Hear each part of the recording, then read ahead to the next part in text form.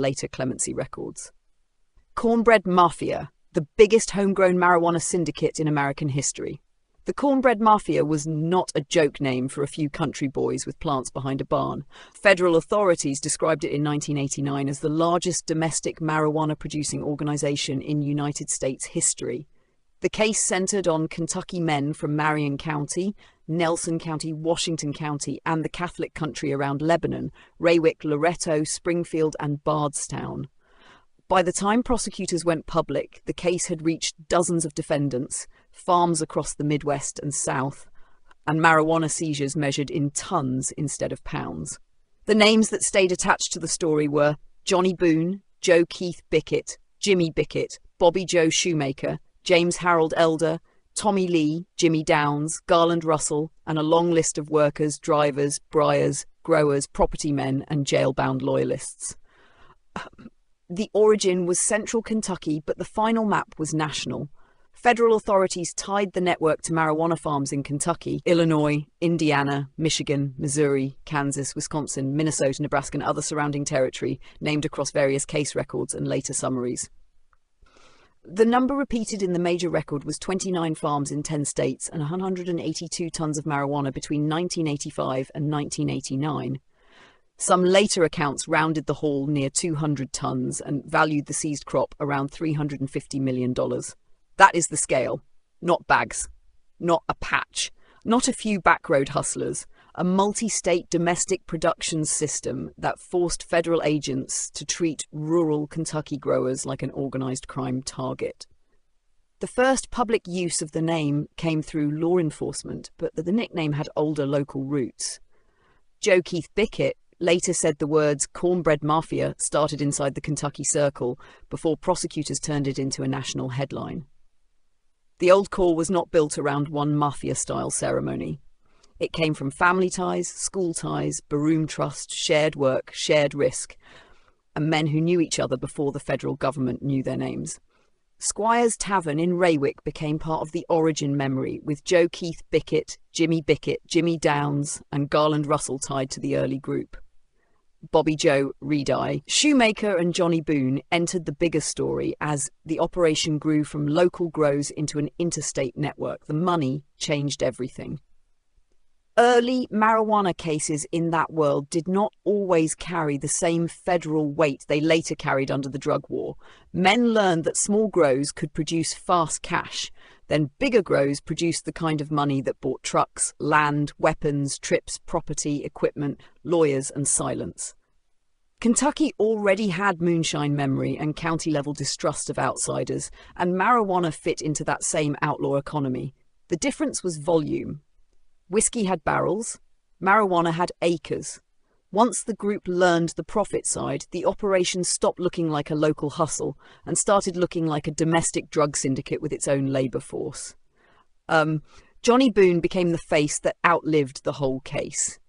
Born John Robert Boone in 1943, he gained the nickname Godfather of Grass and carried the public image of the Kentucky outlaw grower.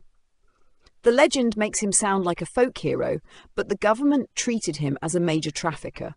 Boone was tied to the Minnesota operation that brought him a 20-year sentence in the late 1980s.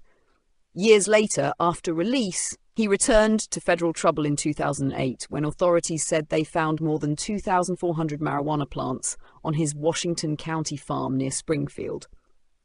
Boone fled before arrest and lived as a fugitive for nearly 8 years. The Minnesota case was one of the major blows. Federal reporting tied Boone to a 275-acre marijuana farm near New York Mills, Minnesota, where authorities described an estimated 48 tons of marijuana worth around $40 million. 17 Kentucky residents were charged in what was described as Minnesota's largest marijuana raid. The crop was not a small hidden field. It was an industrial-scale rural grow, placed far from the Kentucky home base, with workers sent north and a harvest system built around travel, manpower, and quick processing. That case put Boone in prison and showed federal agents that Marion County men had moved beyond Kentucky pressure. The 1989 federal announcement gave the public the full outline. US Attorney Joseph Whittle said evidence showed 182 tons of marijuana had been produced by an organized group of Kentucky residents who pooled money, machinery, knowledge, and workers. Federal records describe 29 sites, including 25 farms outside Kentucky. The government said 64 Kentucky residents and 4 people from outside the state had been charged, with 49 defendants from Marion County alone. By that point, the operation was not a rumor in small towns. It was a federal organized crime case built on land deals, crop seizures, arrests, sentencing files, and a wall of silence. The property scheme was one of the sharper parts of the case.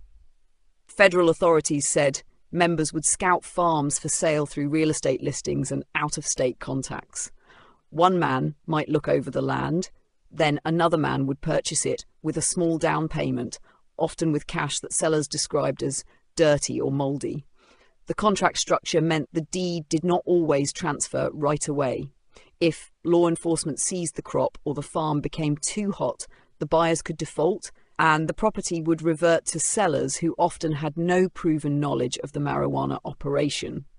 That left the government with plants and defendants, but not always clean forfeiture of the land.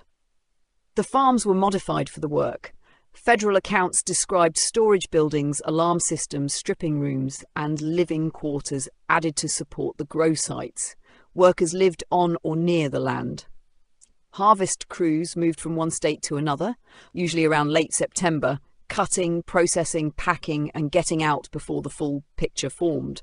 Authorities said workers were paid about $100 to $150 per day, plus room and board, with many carrying $300 to $500 at arrest as getaway money if police hit the farm. That is not folklore. That is field labor inside a drug syndicate. The federal description of the workers was hard. Prosecutors called them a paramilitary-style force under a punishment and reward system.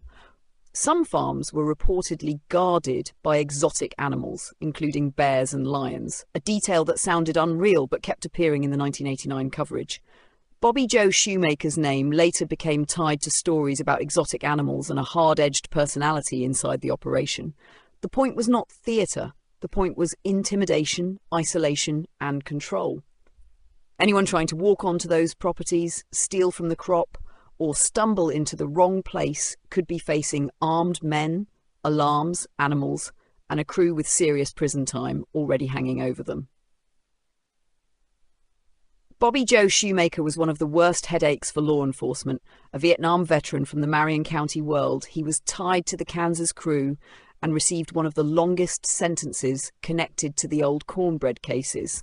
Federal reporting in 1989 said Shoemaker had fled after a 25-year sentence in Georgia and was arrested in Ontario, Canada, before facing more charges connected to a Kansas marijuana farm.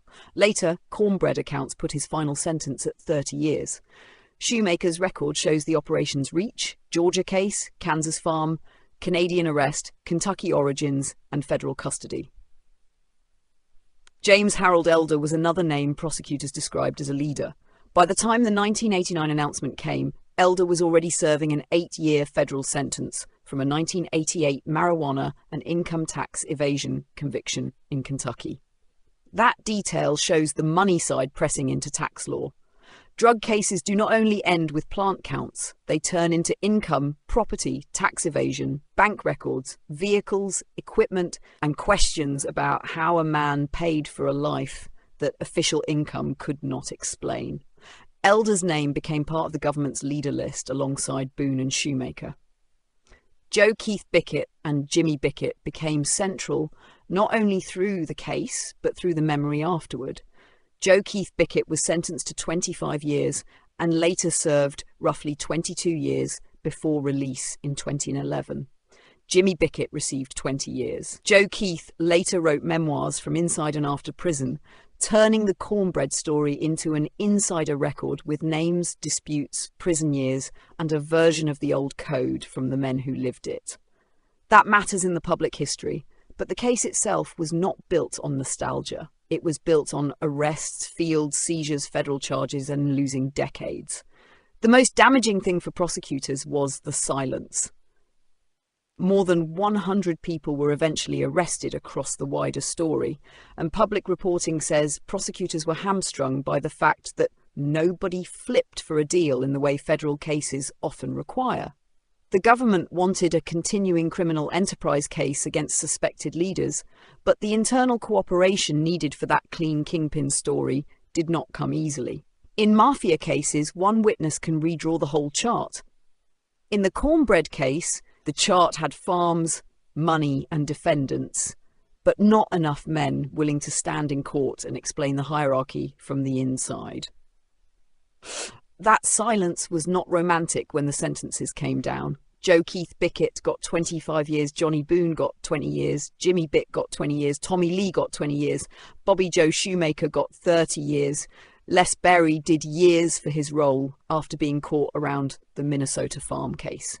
Other men received lesser terms, but lesser did not mean light. A man could go from local worker to federal inmate very quickly when the amount of marijuana was counted in tons and the prosecutors were trying to break a national case. The federal case started forming before the 1989 press conference. One of the early major seizures came in Michigan in August 1985, where state police seized more than 31,000 plants but made no arrests.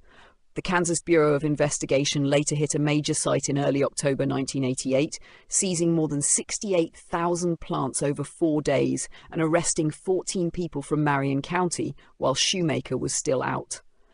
Minnesota had its Boone case. Georgia had its own convictions. Wisconsin drug threat reporting later described the Cornbread Mafia as a Kentucky origin group that shifted cultivation into the Midwest after Kentucky suppression pressure intensified. The shift out of Kentucky was the turning point. Helicopters, state police, DEA pressure, and outdoor eradication campaigns made home state growing riskier. The group responded by sending people farther out, using farms where local authorities did not know the Kentucky names yet. That expansion bought time, but it also created a wider paper trail. Real estate, vehicles, workers, travel, equipment, arrests, and repeated Marion County connections started linking farm after farm. The same spread that made the money bigger gave federal agents the pattern they needed. The Cornbread Mafia was not known as a murder syndicate like the Dixie Mafia or a cartel hit crew. That does not make it harmless, and it does not make the story soft. The worst part was not bodies in the street. The worst part was the machine. Acres of illegal production, workers pulled into federal exposure, families losing men to 20 and 30-year sentences, community silence protecting fugitives, and drug war punishment so heavy that some marijuana offenders faced life terms. The criminal side built the operation. The government side crushed it with sentences that turned farmers and workers into long-term federal inmates. That is where the story gets ugly in a different way. Decades later, America's marijuana laws changed, while cornbread men had already spent the prime of their lives inside federal prisons. Francis Darrell Hayden, a Marion County native connected to later marijuana cases, received a mandatory life sentence after a Michigan grow tied to more than 14,000 plants, and prior drug convictions triggered harsh repeat offender rules. Obama later commuted his sentence during a wave of drug clemencies. Aaron Glasscock, another Marion County man from a later family drug case, also received clemency after a 30-year sentence. Les Berry, tied to the old Cornbread case, received a presidential pardon after serving time. That does not erase the crimes. It shows how brutal federal sentencing became. The same country that later built legal cannabis markets had once handed out 20 years, 25 years, 30 years, and life exposure to marijuana defendants. Boone himself faced that reality in 2008. After Kentucky State Police spotted plants during an aerial operation near Springfield, authorities said he conspired to grow more than 1,000 plants and distribute the marijuana after harvest. The indictment exposed him to a possible 20-year mandatory minimum depending on his record, and the fear of a third strike life outcome helped fuel his 8-year run. Boone's fugitive years became the last outlaw chapter. After the 2008 bust, he disappeared. Federal authorities searched for him. He appeared on fugitive programs.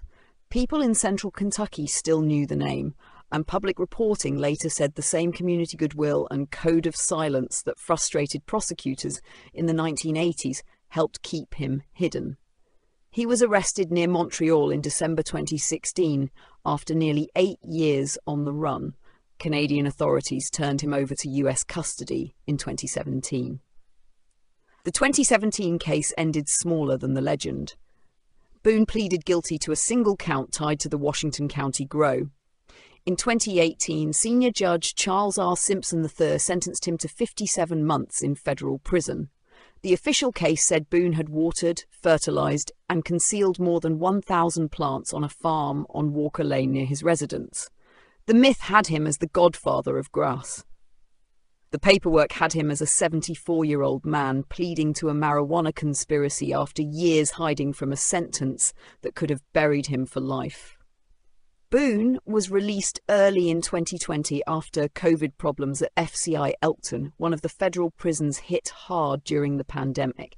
He returned to Kentucky and lived long enough to see marijuana policy change around the country, while his own name became legend, brand, song subject, documentary subject, and local argument. He died in June 2024 at age 80. For some people, he died a beloved outlaw. For federal law enforcement, he remained the face of the largest homegrown marijuana case they had ever built. Both images stayed alive at the same time. The public has tried to attach Cornbread Mafia to uglier unsolved crimes, especially around Bardstown and later Kentucky true crime rumours. The record does not support turning every missing person, murder, or local mystery into a cornbread case.